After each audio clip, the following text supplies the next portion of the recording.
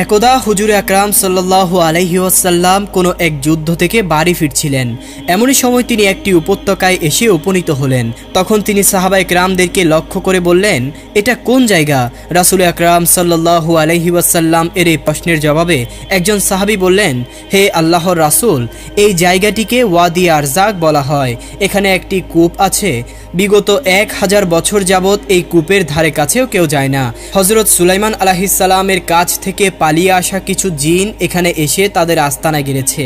তারা যখন সুলাইমান আলাইহিস সালাম এর কাছ থেকে পালিয়ে এসেছিল, তখন তারা ওয়াদা করেছিল কোনোভাবেই তারা তার বশ্যতা স্বীকার করবে না এবং তারা সর্বদাই আল্লাহ ও তার রাসূলের বিরুদ্ধাচারণ করে যাবে। এই স্থানে নবী সুলাইমানের সৈন্যদের মাঝে ও জিনদের মাঝে একটি ভয়ানক যুদ্ধ হয়। সেই যুদ্ধে নবী সুলাইমান আলাইহিস সালাম এর 10,000 সৈন্যকে এই অবাধ্য জিনেরা শহীদ করেছিল। এখন তারা সেই ভয়ানক কূপ ও এর চারপাশে ছড়িয়ে ছিটিয়ে থাকে। যখনই কোনো মানুষ সেখানে গমন করে, তারা নৃশংসভাবে সেই লোকটিকে হত্যা করে। সাহাবীর এই উত্তর শুনে রাসূল আকরাম সাল্লাল্লাহু আলাইহি ওয়াসাল্লাম বললেন, ও আচ্ছা, এই সেই জায়গা যেখানে সেই ভয়ানক জিনেরা বসবাস করে আর তারা অন্যায়ভাবে মানুষকে হত্যা করে। যদি এমনই হয়ে থাকে তাহলে তোমরা সকলে এখানেই থেমে যাও, কেননা এর একটা প্রতিকার আমাদেরকে করতেই হবে। আমরা কখনোই অন্যায়ভাবে মানুষকে হত্যা করার জন্য তাদেরকে এভাবে মুক্তভাবে ছেড়ে দিতে পারি না। রাসূল আকরাম সাল্লাল্লাহু আলাইহি ওয়াসাল্লাম এর আদেশ মতো সাহাবায়ে কেরাম সকলেই সেখানে থেমে গেলেন। তখন রাসূল আকরাম সাল্লাল্লাহু আলাইহি ওয়াসাল্লাম বললেন, সফরের কারণে আমরা অনেক পিপাসার্ত ও ক্লান্ত হয়ে পড়েছি। আশেপাশে কোনো কূপও নেই। অতএব তোমরা যাও, কিছু সংখ্যক লোক গিয়ে সে জিনদের কূপ থেকে পানি তুলে নিয়ে আসো। আল্লাহর নবীর কথা মতো কিছু সংখ্যক সাহাবী সেই কূপে পানি তুলতে গেল। যখনই সাহাবাগণ সেই কূপের কিছুটা কাছে গেলেন, তখনই সেই কূপের ভেতর থেকে একটা ভয়ঙ্কর জিন বের হয়ে অগ্নিমূর্তি ধারণ করলো। তার চেহারা এতটাই ভয়ঙ্কর ছিল যে সাহাবায়ে কেরামগণ তারা সামনে আর অগ্রসর হওয়ার সাহস পেলেন না। অতঃপর ভীত হয়ে তারা সকলেই ফিরে আসতে লাগলো। কিন্তু আল্লাহর নবীর একজন সাহাবী, যার নাম ছিল আবুল আস রাদিয়াল্লাহু তাআলা আনহু, তিনি সামনে এগিয়ে যেতে লাগলেন। কিন্তু তিনি মনে মনে বলতে লাগলেন, আমার জীবনও যদি চলে যায় তারপরও আমি এই কূপ থেকে পানি উঠিয়ে নিয়ে যাব, কেননা রাসূল আকরাম সাল্লাল্লাহু আলাইহি ওয়াসাল্লাম আমাকে কূপ থেকে পানি তোলার নির্দেশ দিয়েছেন। অতএব যাই হোক, আমি এই কূপ থেকে পানি তুলে নিয়ে যাবই। কিন্তু যখন সেই সাহাবী কূপটির নিকটবর্তী হলেন, তখন সেই ভয়ঙ্কর জিনটি তাকে নৃশংসভাবে শহীদ করল এবং কূপের কাছেই ফেলে রাখল।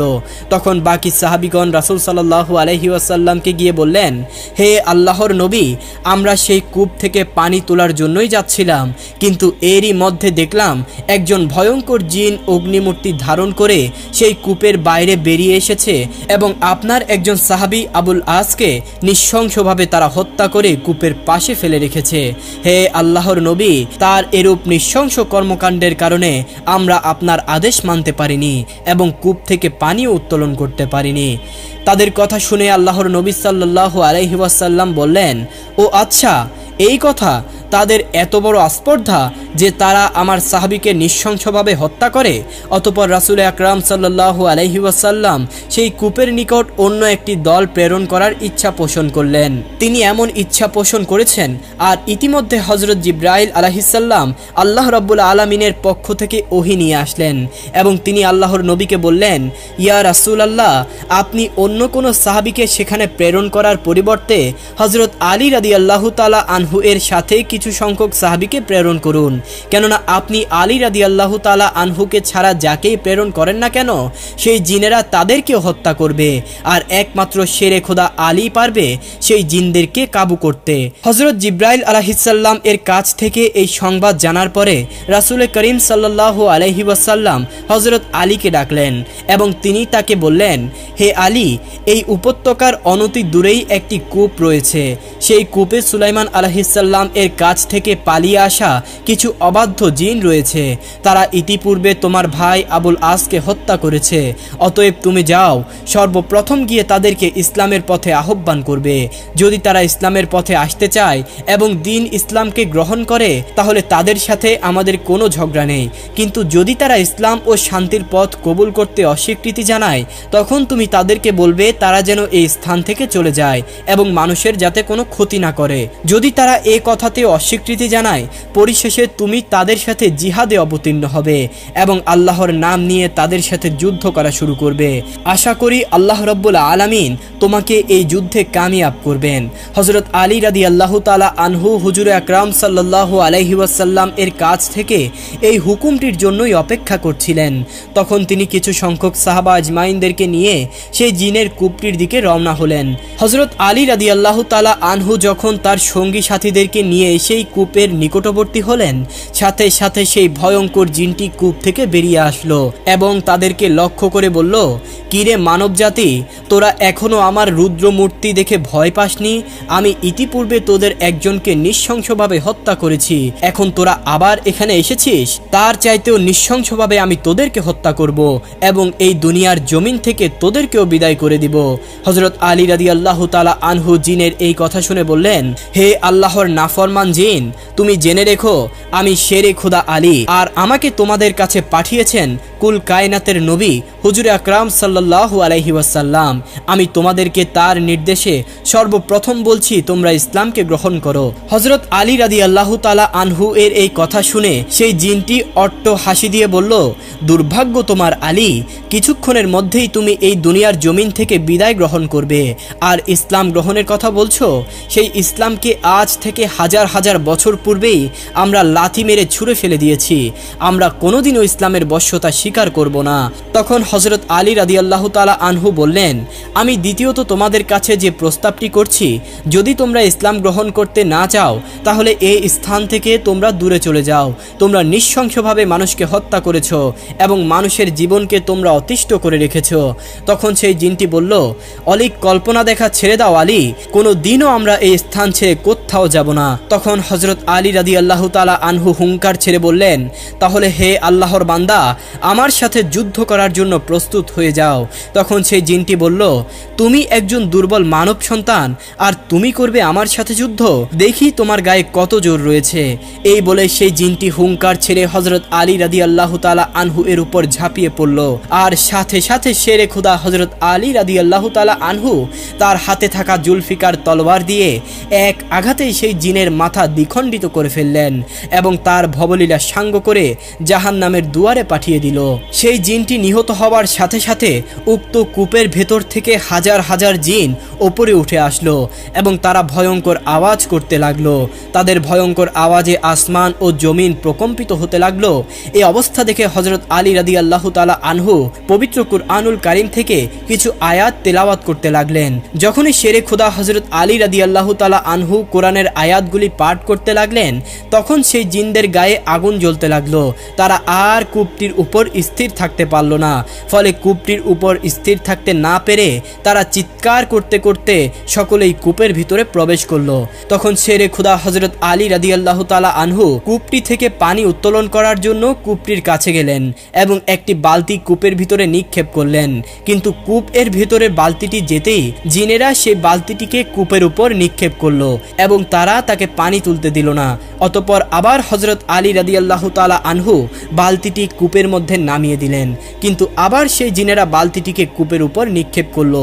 যখন তারা এভাবে কয়েকবার বালতিটি কূপের উপর নিক্ষেপ করলো, তখন হযরত আলী রাদিয়াল্লাহু তাআলা আনহু অত্যন্ত ক্রোধান্বিত হয়ে গেলেন। অতঃপর তিনি বালতিটিকে রশ্মি থেকে ছাড়িয়ে নিয়ে রশ্মির এক পাশ শক্ত করে তার কোমরে বাঁধলেন এবং অপর পাশ তার সঙ্গী সাথীদেরকে হাতে দিয়ে বললেন, তোমরা শক্ত করে এই পাশটি ধরে থাকবে। এরপর হযরত আলী রাদিয়াল্লাহু তাআলা আনহু কূপের মধ্যে নেমে গেলেন। কূপের মধ্যে গিয়ে হযরত আলী রাদিয়াল্লাহু তাআলা আনহু দেখতে পেলেন বিদঘুটে চেহারার অসংখ্য জিন তাকে ঘিরে রেখেছে। এরপর তারা শেরে খুদা হযরত আলী রাদিয়াল্লাহু তাআলা আনহু এর উপর ঝাঁপিয়ে পড়ল। শেরে খুদা হযরত আলী রাদিয়াল্লাহু তাআলা আনহু একটি একটি করে জিনের মাথা কাটতে লাগলেন এবং তাদেরকে জাহান্নামে প্রেরণ করতে লাগলেন। বর্ণিত আছে, এভাবে তিনি সেদিন একাই 20,000 জিনকে হত্যা করেছিলেন। যখন জিনেরা দেখল তাদের সকল যোদ্ধাগুলি নিহত হয়ে যাচ্ছে, যাচ্ছে এবং যখন তারা বুঝতে পারল যে শেরে খুদার সাথে পেরে ওঠা সম্ভব নয়, তখন তারা শেরে খুদা হযরত আলী রাদিয়াল্লাহু তাআলা আনহু এর কাছে করজোড়ে মিনতি করতে লাগলো, হে শেরে খুদা আলী, আপনি আমাদেরকে ক্ষমা করে দিন, আমরা আমাদের ভুল বুঝতে পেরেছি, আপনি আমাদেরকে এখন যাই করতে বলবেন আমরা সেই কথাই মেনে নিব। তখন হযরত আলী রাদিয়াল্লাহু তাআলা আনহু বললেন, তোমরা যদি প্রথমেই আমার কথা মেনে নিতে তাহলে আমাকে এত যুদ্ধ করতে হতো না এবং তোমাদের এতগুলি লোক প্রাণ হারা হতো না। তোমাদের কাছে আমার একটাই দাবি, তোমরা কালেমা পাঠ করে মুসলমান হয়ে যাও এবং তোমরা শান্তির পথ অবলম্বন করো, নৃশংসভাবে মানব হত্যা বন্ধ করো।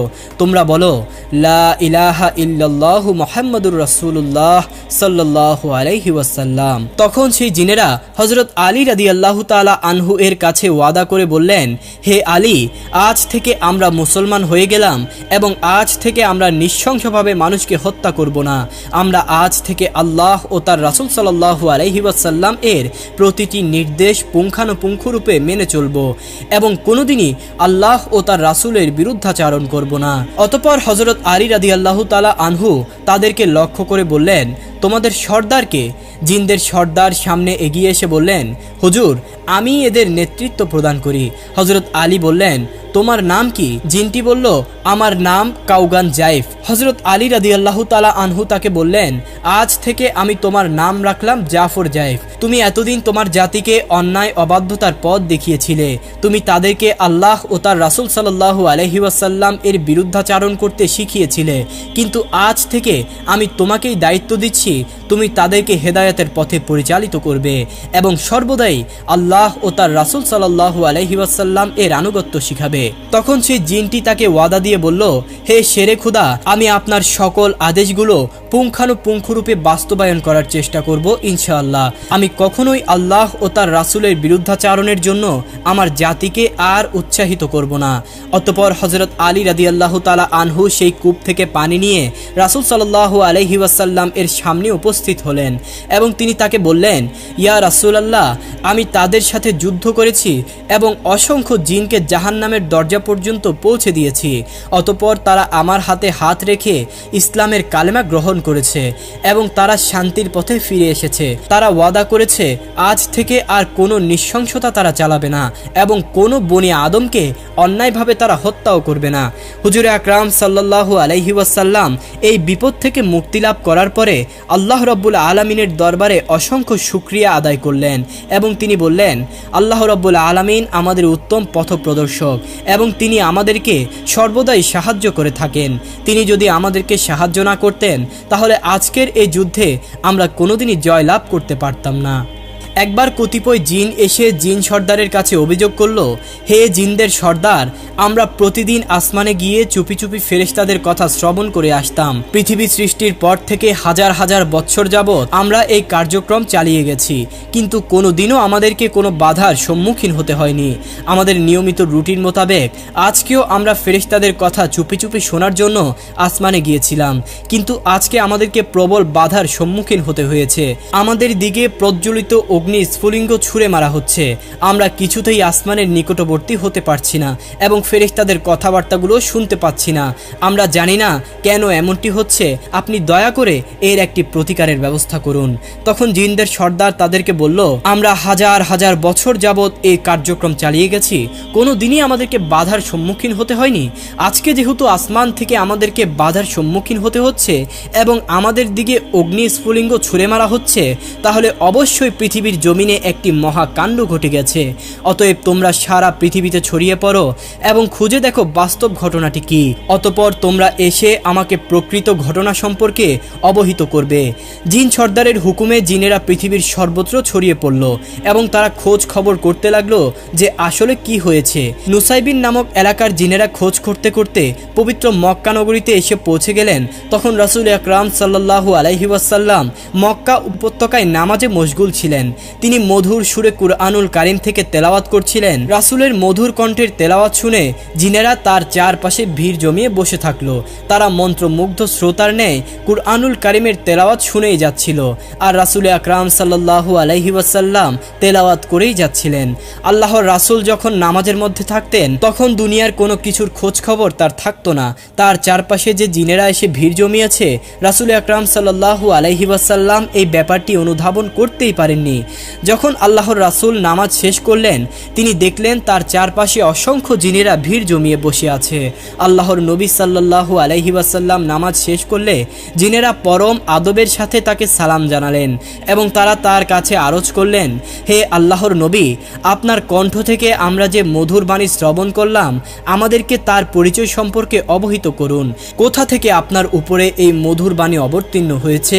আল্লাহর রাসূল সাল্লাল্লাহু আলাইহি ওয়াসাল্লাম বললেন, আসমান ও জমিনের সৃষ্টিকর্তা আল্লাহ রাব্বুল আলামিন তার বিশ্বস্ত বার্তাবাহক জিব্রাইলের মাধ্যমে আমার কাছে এই পবিত্র বাণীগুলি অবতীর্ণ করেছেন। জিনেরা তখন করল, হে প্রিয় হাবিব, আপনি আমাদেরকে কুরআনুল কারীম থেকে আরও কিছু তেলাওয়াত করে শোনান। আমরা কুরআনুল কারীম থেকে তেলাওয়াত যতই শুনি আমাদের মনের তৃষ্ণা নিবারণ হয় না। তখন আল্লাহর রাসূল তাদেরকে কুরআনুল কারীম থেকে আরও কিছু আয়াত তেলাওয়াত করে শোনালেন। এরপর তিনি তাদেরকে কালেমার দাওয়াত পেশ করে বললেন, আমি তোমাদেরকে কালেমার দাওয়াত দিচ্ছি। এই কুরআন মানব জাতি ও জিন জাতি উভয়ের জন্যই আল্লাহ রাব্বুল আলামিন রহমত স্বরূপ নাজিল করেছেন, আর আমাকে তিনি মানব ও জিন জাতি উভয়ের জন্যই নবীরূপে প্রেরণ করেছেন। যারা কালেমার দাওয়াত গ্রহণ করে মুসলমান হবে ও ঈমান আনবে, তারা পরকালে জাহান্নাম থেকে মুক্তি লাভ করবে এবং তাদের ঠিকানা হবে জান্নাত। রাসূল সাল্লাল্লাহু আলাইহি ওয়াসাল্লাম যখন জিন জাতির কাছে কালেমার দাওয়াত পেশ করলেন, তখন সেই সকল জিনেরাই আল্লাহর রাসূল সাল্লাল্লাহু আলাইহি ওয়াসাল্লাম এর হাতে হাত রেখে ইসলাম ধর্ম গ্রহণ করল। এরপর আল্লাহর রাসূল সাল্লাল্লাহু আলাইহি ওয়াসাল্লাম তাদেরকে বললেন, হে জিনেরা, তোমরা গিয়ে তোমাদের সম্প্রদায়ের কাছে এই খবর পৌঁছে দাও এবং তাদেরকেও ইসলামের পথে আহ্বান করো। তারা যেন অন্যায় পথ পরিত্যাগ করে দ্বীন ইসলামের সুশীতল ছায়াতলে আশ্রয় গ্রহণ করে। এতে তারাও মুক্তি পাবে আর তোমরাও তোমাদের জিম্মাদারি ও দায়িত্ব থেকে মুক্তি লাভ করবে। যদি তোমরা আমার এই দাওয়াত তোমাদের সম্প্রদায়ের কাছে পৌঁছে না দাও, তাহলে কিয়ামতের দিন আল্লাহ রাব্বুল আলামিনের দরবারে তোমাদেরকে এর জন্য জবাবদিহি করতে হবে। তখন জিনেরা রাসূল আকরাম সাল্লাল্লাহু আলাইহি ওয়াসাল্লামকে প্রতিশ্রুতি দিয়ে বলল, হে আল্লাহর রাসূল, আপনি কোনো চিন্তা করবেন না, আমরা ইসলামের দাওয়াত আমাদের সম্প্রদায়ের কাছে পৌঁছে দিব। জিন সম্প্রদায় ইতিপূর্বে একটি আশ্চর্য মুজিজা প্রত্যক্ষ করেছে। পৃথিবী সৃষ্টির পর থেকে হাজার হাজার বছর যাবৎ আমরা ফেরেশতাদের কথা চুপি চুপি আসমানে গিয়ে শুনে আসতাম, কিন্তু যখন থেকে আল্লাহ রাব্বুল আলামিন আপনার উপরে কুরআনুল কারীমকে নাজিল করেছেন, তারপর থেকে আমরা ফেরেশতাদের কথা শ্রবণ করতে পারছি না। আমরা যখনই আসমানে আরোহণ করছি, তখনই আমাদের দিকে অগ্নিস্ফুলিঙ্গ ছুঁড়ে মারা হচ্ছে। আমরা মূলত সেই খবর অন্বেষণের জন্যই আপনার কাছে এসে পৌঁছেছি এবং আপনার কাছে এসে আমরা ইসলামের নিয়ামতে ধন্য হলাম।